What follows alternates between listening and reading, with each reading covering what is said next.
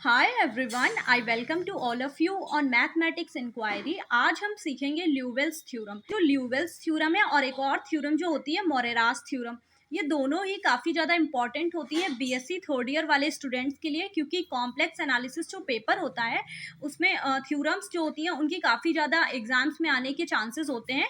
तो आप दो थ्योरम तो अच्छे से प्रिपेयर कर लीजिए। एक होती है मोरेरास थ्योरम और दूसरी होती है ल्यूवेल्स थ्योरम। का जो स्टेटमेंट यहाँ पे लिखा हुआ है, और एक चीज़ और है, ये जो थ्योरम है इसमें कोई बहुत ज़्यादा थ्योरी नहीं यूज़ होती है, क्योंकि जो इस पेपर कॉम्प्लेक्स एनालिसिस जो थर्ड ईयर में हम पढ़ते हैं इसमें काफ़ी मैथमेटिकल वाली थ्योरम होती हैं। अब आपको मैं एक बार इसका पूरा दिखा देती हूँ। ये देखिए, पूरी की पूरी मैथमेटिकली सॉल्व है और बहुत ज़्यादा कुछ यूज़ नहीं हो रहे हैं। जैसे कि थ्योरी वाले टर्म्स यूज़ होते हैं जिसमें बच्चे कंफ्यूज हो जाते हैं, तो कुछ भी इसमें कंफ्यूज होने वाला नहीं है। कुछ सिंपल सा स्टेटमेंट है। यहाँ पे स्टेटमेंट में लिखा हुआ है कि if a function F z is analytic, एक फंक्शन एफ जेड है जो कि एनालिटिक है। Analytic in the sense, analytic की डेफिनेशन होती है कि a function F z is defined and differentiable at each point of A domain D. मैं आपको एक बार हिंदी में समझाती हूँ। उसका मतलब ये होता है कि एक कोई फंक्शन एफ जेड है जो कि हमें गिवन है। जैसे कि कोई क्वेश्चन हमें गिवन है, f z is equals to, then हमें कुछ पॉइंट गिवन है, तो आपको उन पॉइंट्स को उन इक्वेशन में रख के सेटिस्फाई कराना पड़ेगा। और अगर वो हमें कोई ऐसी डेफिनेट वैल्यू देते हैं जिसे हम काउंट कर सकते हैं, पढ़ सकते हैं, तो यानी कि वो फंक्शन हमारा डिफाइन है। देन दूसरी कंडीशन आती है कि आपको उसे डिफरेंशिएबल प्रूफ कराना होता है, तो उसके लिए आपको उसकी डिफरेंसिबिलिटी चेक करनी होती है। तो ऐसे फंक्शन जो होते हैं, अगर वो दोनों कंडीशंस को फुलफिल करते हैं तो वो एनालिटिक होते हैं।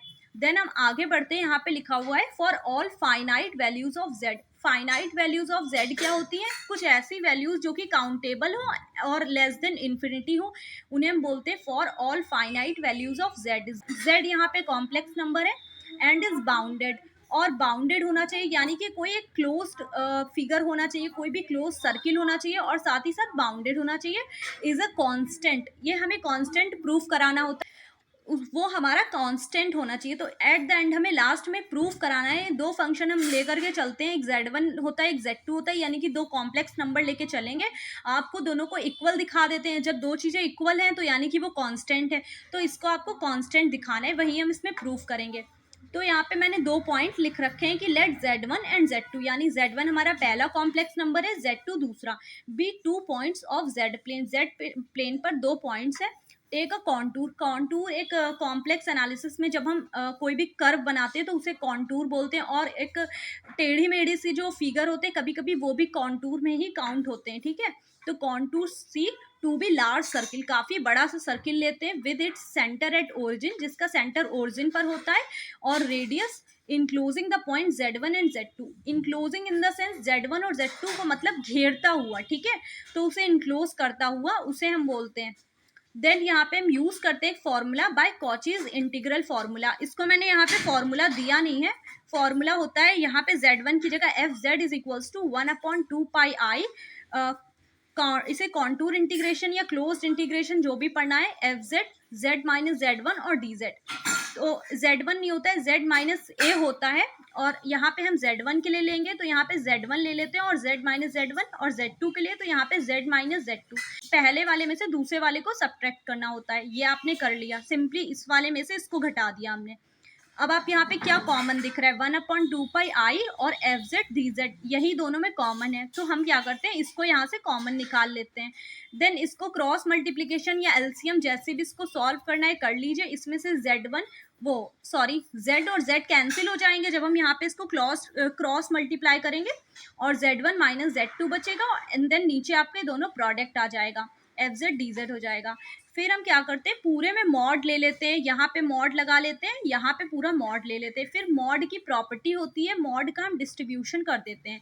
हर एक टर्म पे हम इंडिविजुअली मॉड लगा देते हैं। ये देखिए, यहाँ पे लगा दिया, यहाँ पे लगा दिया, और जैसे ही मॉड को हम डिवाइड करते हैं, मतलब डिस्ट्रीब्यूट करते हैं, यहाँ पे प्रॉपर्टी लग जाती है कॉम्प्लेक्स एनालिसिस की, less r is equals to.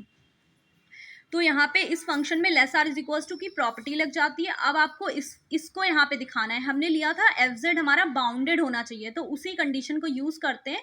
Since f z is bounded, then जो ये मॉड ऑफ एफ जेड हो जाएगा ये less r is equals to M हो जाएगा। तो जहाँ पर एफ जेड है उसकी जगह पे हम less r is equals to M का यूज़ कर लेते हैं यहाँ पे। और ये जो ये टर्म यूज़ हो रहा है 2πi, जब किसी भी फंक्शन को मॉड में लेते हैं तो उसका मॉड कैसे निकालते हैं, रियल पार्ट का स्क्वायर प्लस इमेजिनरी पार्ट का स्क्वायर और ऊपर रूट होता है। तो यहाँ पे रियल पार्ट तो है नहीं, तो 0 का स्क्वायर 0 हो जाएगा और इमेजिनरी पार्ट यानी 2π का स्क्वायर 4π स्क्वायर और रूट में क्या हो जाएगा 2π।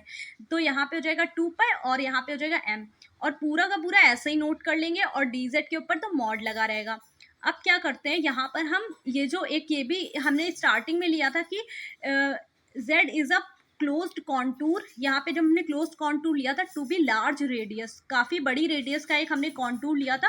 तो जहाँ पे z था उसकी जगह पे हम r ले लेते हैं, तो r यहाँ पे हो जाएगा r यहाँ पे अब इन दोनों में से r को कॉमन ले लेंगे, यहाँ से r कॉमन लेंगे तो 1 minus mod of z1 upon r, यहाँ पे भी r कॉमन ले लेंगे तो 1 माइनस z2 अपॉन r हो जाएगा। तो r से r की मल्टीप्लाई करा के r स्क्वायर यहाँ पे बाहर निकाल लेंगे और यहाँ पे z1 माइनस z2 और 1 माइनस z1 अपॉन r, और इसी टाइप से ये बच जाएगा और यहाँ पे मॉड ऑफ dz हो जाएगा। तो मॉड ऑफ z क्या था, r था, टू बी लार्ज सर्किल, काफ़ी बड़ी रेडियस का था। तो जब भी किसी चीज़ से मॉड हटता है तो इधर e to the power i theta आ जाता है, तो मॉड हटा तो r into e to the power i theta हो गया। देन इसको डिफ्रेंशिएट कर लेंगे क्योंकि हमें dz चाहिए, तो dz की वैल्यू आ जाएगी r into e to the power i theta into i d theta, 0 से 2π हो जाएगा और r d थीटा हो जाएगा यहाँ पर। देन क्या करते हैं m यहाँ हो जाएगा 2π r स्क्वायर हो जाएगा और इसको तो एज इट इज़ रखना है।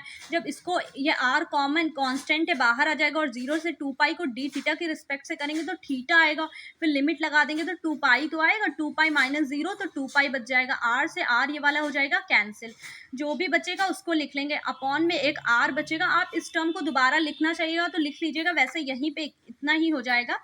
तो यहाँ पे दिखाते हैं कि r टेंस टू इन्फिनिटी, क्योंकि हमने लिया था r to be very large radius, starting में हमने स्टेटमेंट में ये चीज़ बोली थी, तो इसकी रेडियस क्या हो जाएगी इन्फिनिटी हो। तो देन r जब यहाँ पे 1 अपॉन r है तो r की वैल्यू जब इन्फिनिटी होगी, तो जब 1 अपॉन इन्फिनिटी की वैल्यू होती है वो 0 हो जाती है, तो ये क्या हो जाएगा पूरा का पूरा 0 हो जाएगा। तो यहाँ पे mod of fz1 minus fz2 equals to बच जाएगा 0, और फिर इससे मॉड हटाएंगे तो फिर इधर 0 आ जाएगा, 0 into e to the power i theta, क्योंकि हमने बताया जब मॉड हटता है तो e to the power i theta दूसरी साइड में आ जाता है। तो 0 से मल्टीप्लाई करेंगे 0 हो जाएगा, fz1 is equals to fz2 आ गया, तो यानी कि fz इज अ कांस्टेंट। आपको स्टार्टिंग में ही बताया था आपको कांस्टेंट ही प्रूफ करके लाना है।